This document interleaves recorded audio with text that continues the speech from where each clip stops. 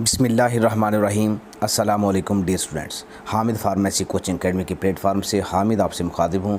आज आपको रीचेकिंग या रीकाउंटिंग फार्म फिल करने के बारे में बताया जाएगा और रीकाउंटिंग फार्म कैसे फिल करेंगे ये बताया जाएगा। रीकाउंटिंग करवाने की क्या मुमकिन वजूहात हो सकती हैं, यानी कौन से स्टूडेंट्स को रीकाउंटिंग करवानी चाहिए और किसको नहीं, ये बताया जाएगा। कौन कौन से कागजात साथ अटैच करने हैं, रिज़ल्ट कार्ड अगर ना मिला हो तो फिर क्या करें, बैंक ड्राफ्ट किस बैंक से बनवाएं, बैंक ड्राफ्ट असल लगाना है या उसकी फ़ोटोकॉपी लगवानी है, बैंक ड्राफ्ट और रिकाउंटिंग के मुकम्मल फ़ाइल ख़ुद जमा करवाना ज़रूरी है या कुरियर भी करवा सकते हैं, इसको नए एड्रेस पे भेजना है या ओल्ड एड्रेस पे, रीकाउंटिंग की पेपर की फ़ीस कितनी है, एक पेपर की कितनी फ़ीस है और दो की कितनी फ़ीस है, ये सारी बातें छोटी सी वीडियो में आपको इंशाल्लाह आज ही बताई जाएंगी। तो सबसे पहले देखते हैं कि रीकाउंटिंग का मैं आपको सैंपल दिखा रहा हूँ, रीकाउंटिंग फार्म का सैंपल कि रीकाउंटिंग फार्म को कैसे फिल करेंगे। सबसे पहले ऊपर लिखा हुआ है रोल नंबर, इसमें आप अपना जो भी रोल नंबर है जो इस इम्तिहान में फ़ेल हुए हैं उसका रोल नंबर लिख देंगे। उसके बाद है नेम नंबर 1। अब पॉइंट टू पॉइंट मैं बताता जाऊँगा। 1 में नेम इन फुल यानी मुकम्मल नाम लिखेंगे, जो आपका शनाख्ती कार्ड के ऊपर नाम लिखा हुआ है वो वाला नाम लिखेंगे और इसमें कैपिटल लेटर में नाम लिखना ज़रूरी होता है।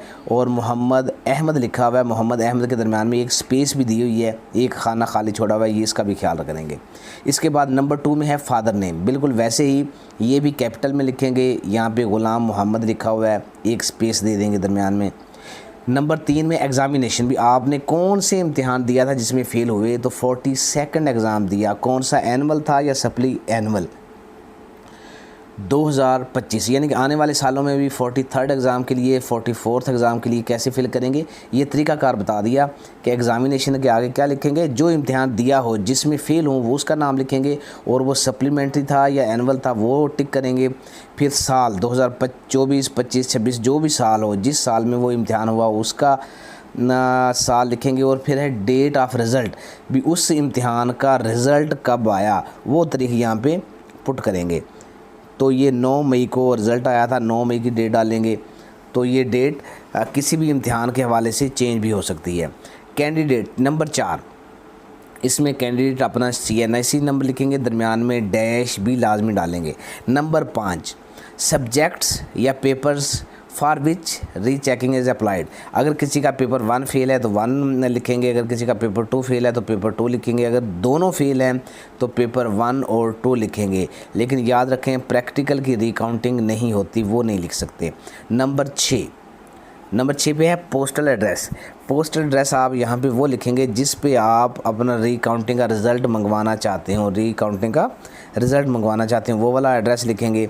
नंबर 7, फ़ोन नंबर, आप अपना पर्सनल फ़ोन नंबर लिखेंगे और फिर आगे रेजिडेंस का लिखें या ना लिखें कोई मसला नहीं, इसमें TNT नंबर या PTCL नंबर लिखा जाता है।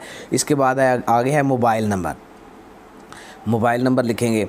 नंबर 8 में लिखेंगे रिमार्क्स लिखने का तरीक़ाकार मैं बता देता हूँ। अगर स्टूडेंट्स ने अपनी मरूज़ी NTS की मरूज़ी चेक की और उसमें 35 नंबर आए, 37, 38, 40, वो लिख देंगे कि I obtain 40 marks in objective in paper 1, या पेपर 2 में कितने आए वो भी लिख देंगे। अच्छा, पेपर 1 में ऑब्जेक्टिव में 40 मार्क्स ऑब्टेन किए अकॉर्डिंग टू NTS आंसर की के मुताबिक। अच्छा, एंड सॉल्व 9 सब्जेक्टिव क्वेश्चन, और सब्जेक्टिव अनशाइया सवाल कितने हल किए जी, 10 आए थे, 10 में से 9 हल कर लिए, 8 हल कर लिए, 7 हल कर लिए, 7 हवाला देंगे कि मैंने कितने सवाल हल किए हैं। एंड आई ऑब्टेन, आप पेपर 2 की बात करें, अगर किसी का पेपर 2 फेल है तो उसमें लिखेंगे जी मैंने 39, 40, 42 नंबर लिए ऑब्जेक्टिव में। I obtain 39 marks in objective paper 2 and solve 9.5 subjective, और 9 या 9.5 क्वेश्चन अनशाइया के हल किए। सो आई अटैम्प्ट 92% पेपर 1 और पेपर 2, यानी कि मैंने पेपर 1 को कितने फ़ीसद हल करके आया था, 50%, 60%, 70%, 80%, 90%, 95%, कितना हल किया वो लिखेंगे। यानी कि ये रिमार्क्स लिखने होते हैं ताकि चेक करने वाले को थोड़ी सी कन्फर्मेशन हो कि आपने कितना पेपर हल किया है, उसके मुताबिक रिकाउंटिंग हो सके। Please check and correct the marks in result card, या रिज़ल्ट कार्ड। अच्छा, आगे है बैंक ड्राफ्ट चालान नंबर, उसमें आपका जो भी ओरिजिनल बैंक ड्राफ्ट बनवाएं उसका चालान नंबर यहाँ पे लिखेंगे 1 2 3 4 5। अच्छा, date under which the fees was paid, जिस डेट को बैंक ड्राफ्ट बनवाएंगे उसी बैंक ड्राफ्ट पे जो डेट लिखी होगी वही डेट आप यहाँ पे लिखेंगे। फिर है अंडरटेकिंग बाय द एप्लीकेंट, आगे लिखेंगे अपना नाम लिखेंगे I Mohammad Ahmad, daughter of या son of Ghulam Mohammad, do hereby solemnly declare that the information provided on this form is true and correct to the best of my knowledge, कि मेरे knowledge के मुताबिक ये मालूमात बिल्कुल सही हैं, ये करेंगे। इसके बाद डेट डालेंगे एंड पे, और सिग्नेचर ऑफ द कैंडिडेट, अपने सिग्नेचर करेंगे उर्दू में या इंग्लिश में जो भी है। अच्छा, अब आ जाते हैं बाकी सवालात पे। एप्लीकेशन न्यू एड्रेस पे भेजेंगे, रीकाउंटिंग की एप्लीकेशन न्यू एड्रेस पे भेजेंगे।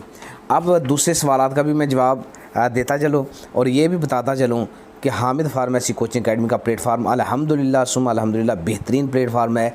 अगर कोई स्टूडेंट तैयारी करना चाह रहा हो, तैयारी करने के लिए संजीदा हो, तो हामिद फार्मेसी कोचिंग एकेडमी के प्लेटफार्म से रब्ता करे और इंतहाई मुनासिब फ़ीस में शानदार तैयारी करे। और मेरे स्टूडेंट्स ने अल्हम्दुलिल्लाह सुम्मा अल्हम्दुलिल्लाह सैकड़ों की तादाद में स्टूडेंट पास हो चुके हैं, और उनमें से अक्सर व बेशतर स्टूडेंट्स ने 70 से ऊपर नंबर लिए हैं, 70 72 75 78 80 82 85 86 87 तक नंबर भी लिए हैं। और ये अल्हम्दुलिल्लाह अल्लाह का करम भी है, और ये अदारे का रिकॉर्ड भी है, और फार्मेसी काउंसिल की तारीख़ में भी ये एक यूनिक रिकॉर्ड है कि मेरे स्टूडेंट्स ने इतने ज़्यादा नंबर लिए हैं। आगे चलें, रीकाउंटिंग फार्म फिल करने का तरीका बता दिया। रीकाउंटिंग करवाने की मुमकिन वजूहात क्या है, यानी कौन से स्टूडेंट्स को रीकाउंटिंग करवानी चाहिए, ये बेशुमार स्टूडेंट्स पूछ रहे होते हैं सर रीकाउंटिंग करवाएं या ना करवाएं, ये बताएं, मशवरा दें। तो उसका हक़ाइक़ बता दूं कि किस बुनियाद पे ये फ़ैसला करना है। एक देखें, अगर ऑब्जेक्टिव में सब्जेक्टिव में यानी शाइया में 5 नंबर का सवाल है और ज़्यादा से ज़्यादा आपको वो उसमें देते हैं 3 नंबर, 3 साढ़े 3 नंबर। अब कौन से स्टूडेंट रिकाउंटिंग करवाएं जिसके 3 नंबर कम है। फॉर एग्जांपल जिसके 47 नंबर हैं वो रिकाउंटिंग करवा सकता है, 46 वाला भी करवा सकता है। इससे नीचे वाले स्टूडेंट्स को फ़ायदा नहीं है। क्यों? रिकाउंटिंग होगी सिर्फ अनशाइया की। अनशाइया में एक सवाल के 5 नंबर का सवाल है, उसमें आएंगे 3 नंबर, ज़्यादा से ज़्यादा आ गए 4 नंबर। तो यानी कि जिसके 46 हैं उसकी रिकाउंटिंग में दोबारा 4 नंबर ऐड हो गए तो उसके 50 हो जाएंगे, वो पास हो जाएगा, उसके चांस हैं, उसका कोई फ़ायदा होगा। लेकिन जिसके 46 नंबर नहीं है यानी कि 45 हैं, तो पूरा 5 नंबर का सवाल तो कोई हल नहीं होता जो रिकाउंटिंग में मिस हो गया हो। इसलिए यानी कि कहने का मतलब है कि जिसके 45 या उससे कम हो उसको रिकाउंटिंग करवाने का कोई भी फ़ायदा नहीं है। रिकाउंटिंग होती है भी अगर आपका रिकाउंटिंग में कोई एक सवाल के नंबर रह गए हों तो वो रिकाउंटिंग में ऐड हो जाएंगे। तो हो सकता है भी किसी एक सवाल का अगर रह भी गई हों तो एक सवाल के ज़्यादा से ज़्यादा 3 नंबर हो सकते हैं। तो 46 या 47 या 48 49 वाला तो अप्लाई करें, इससे नीचे वाले अप्लाई ना करें क्योंकि उसका कोई फ़ायदा नहीं है। अच्छा, आगे चलें, कौन कौन से कागजात साथ अटैच करेंगे। ये बड़ी इंपॉर्टेंट चीज़ है कि रीकाउंटिंग फार्म आपका मुकम्मल फिल होना चाहिए। फिर उसके साथ रिज़ल्ट कार्ड की कापी लगाएंगे। अगर रिज़ल्ट कार्ड ना मिला हो तो फिर क्या करेंगे, जो गज़ट की कापी लगाएंगे, गज़ट का वो सफ़ा जिसमें आपका नाम हो उसको कापी करवाएंगे, फिर अपने नाम को हाईलाइट करेंगे और साथ अटैच कर देंगे। फिर बैंक ड्राफ्ट किस बैंक से बनवाएं, ओरिजिनल बैंक ड्राफ्ट आपने लगाना है, और यानी कि बैंक ड्राफ्ट की फ़ोटो कापी नहीं लगानी, फ़ोटो कापी करवा के ख़ुद अपने पास रखेंगे। ओरिजिनल बैंक ड्राफ्ट किसी भी बैंक से बनवा लें, किसी भी बैंक से बनवा लें, जिस बैंक में आपका अकाउंट हो उस बैंक से बनवाया जा सकता है। क्या ये सारी जब फ़ाइल तैयार हो जाए तो ये ख़ुद जमा करवाना ज़रूरी है या कोरियर करवा सकते हैं। जो स्टूडेंट्स लाहौर के नज़दीक हों वो ख़ुद फार्मेसी काउंसिल में जमा करवा सकते हैं, और जो दूर के हों वो कोरियर करवा सकते हैं।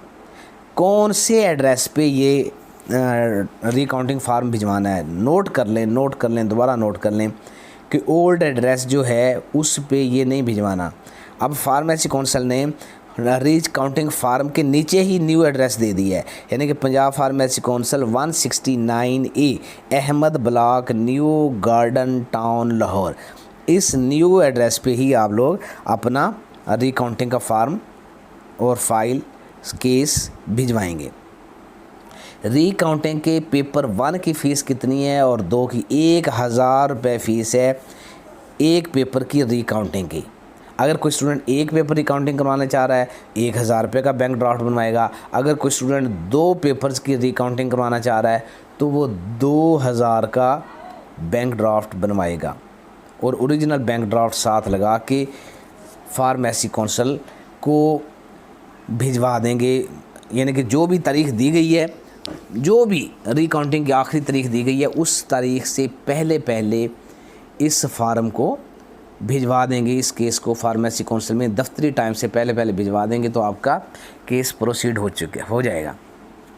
अब स्टूडेंट का ये भी सवाल होता है भी चेकिंग या रिकाउंटिंग करवाएं या ना करवाएं, ये इसका मैंने आप लोगों को जवाब दे दिया। लेकिन एक और भी बात बताता चलूँ इसके साथ साथ, बड़ी इंपॉर्टेंट चीज़ है कि जो 14th एग्ज़ाम हुआ था, 40वां सालाना इम्तिहान, उसमें सैकड़ों की तादाद में स्टूडेंट्स ने अप्लाई किया था रिकाउंटिंग के लिए, लेकिन उनमें से एक भी स्टूडेंट पास नहीं हुआ था। हो सकता है एक आधा हो गया हो, लेकिन फार्मेसी काउंसिल ने अपनी वेबसाइट पे 2 लाइनें लिख दी थी कि ऑल द स्टूडेंट्स, यानी कि वो तमाम तलबा जिन्होंने रीचेक के अप्लाई फॉर रिकाउंटिंग, जिन्होंने अप्लाई किया था रिकाउंटिंग के लिए, उनमें से कोई भी स्टूडेंट पास नहीं हुआ, किसी भी स्टूडेंट का रिज़ल्ट चेंज नहीं हुआ।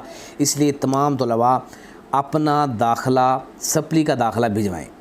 उन्होंने ये 1-2 लाइनें लिख दी थी भी कोई भी स्टूडेंट पास नहीं हुआ, रिकाउंटिंग के लिए अप्लाई करने वाला कोई स्टूडेंट पास नहीं हुआ। तो इसलिए आप लोगों ने जो भी फ़ैसला करना है हक़ाइक़ की बुनियाद पे करना है। हक़ाइक़ यानी कि फैक्ट्स एंड फिगर्स को जहन में रखते हुए अप्लाई करें।